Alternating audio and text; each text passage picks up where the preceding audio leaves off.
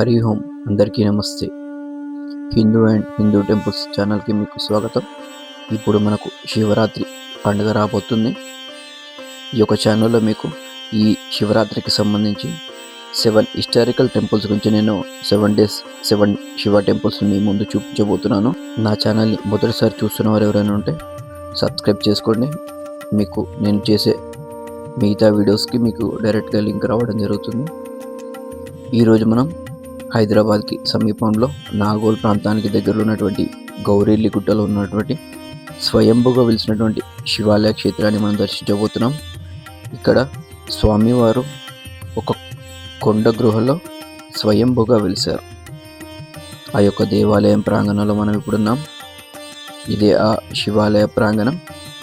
మీకు కనిపిస్తున్నటువంటి కొండ కింద స్వామివారు స్వయంభుగా వెలిసినటువంటి క్షేత్రం ఇది.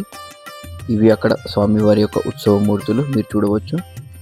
మొదటిగా గర్భాలయం చేరుకున్నప్పుడు స్వామివారికి పక్కన మనకు విఘ్నేశ్వరి ఒక మూర్తి ఉంటుంది. అక్కడ దర్శించుకొని మనం ఆ యొక్క దేవాలయ ప్రాంగణానికి గృహలోకి వెళ్ళాల్సి ఉంటుంది. ఇప్పుడు మీరు చూస్తున్నటువంటిది ఆ శివలింగం ఒక కొండపైన స్వామి గృహలో ఉండడం. మనం అది కూడా హైదరాబాద్ ప్రాంతానికి అతి దగ్గరలో గౌరెల్లిలో ఉన్నది గుడి.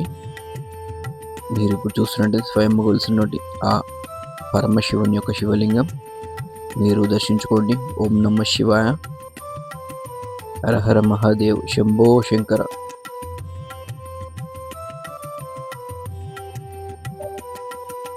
గౌరెల్లి మరియు హయత్ నగర్, నాగోల్ ప్రాంతాల్లో ఉన్న వారికి అతి దగ్గరలో ఉంటుంది ఈ గుడి.